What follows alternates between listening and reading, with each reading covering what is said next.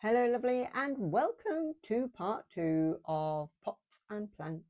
So in this video I'm pulling together all the elements of making the plants for the pots that I made that are covered in, some are covered in gold leaf. This is first attempt, these are prototypes, see how they go, and I'll see you on another video. And I used foam from a spare washing up sponge to fill the pots, and that's a bit of a kebab skewer. The leaf cutouts are glued onto some green floristry wire, and then I cut like an X in the middle of the painted foam so I could stick the wiry things inside there together with the stick.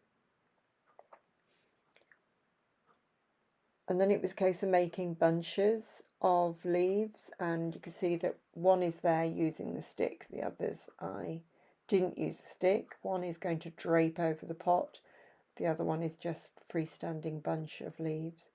These are two that I made earlier. And I have finished 5 cheese plants.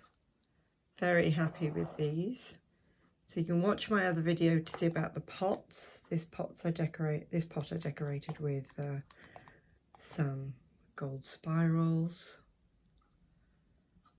and the foam I used was just these cheap sponges, and I painted them with burnt umber, which is a earthy looking brown, and I painted the leaves with a mixture of different green acrylic paint.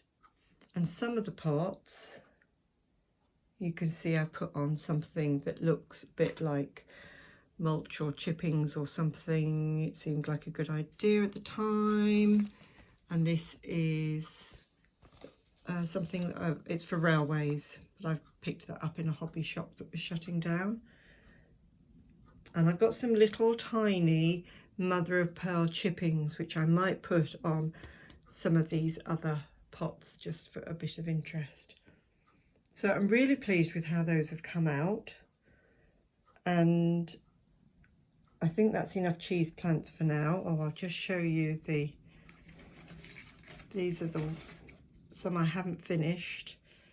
So these are the leftovers of the strips of leaves that came out, and these are stuck to wires ready. I will use those at some point. We'll see. And I've got plenty of wires left over for other plants, so I think next it's going to be ferns. But I think I've got something else to do first. And here they are in situ. I've got one in the Emporium, one on the top of the stairs there in place of a banister, and one at the back of the living room. That's the biggest pot. And then up to the bathroom, I've got 2 currently in the bathroom. Really pleased with those, and I just think that it's beautiful how they fill the space and add a different sort of interest.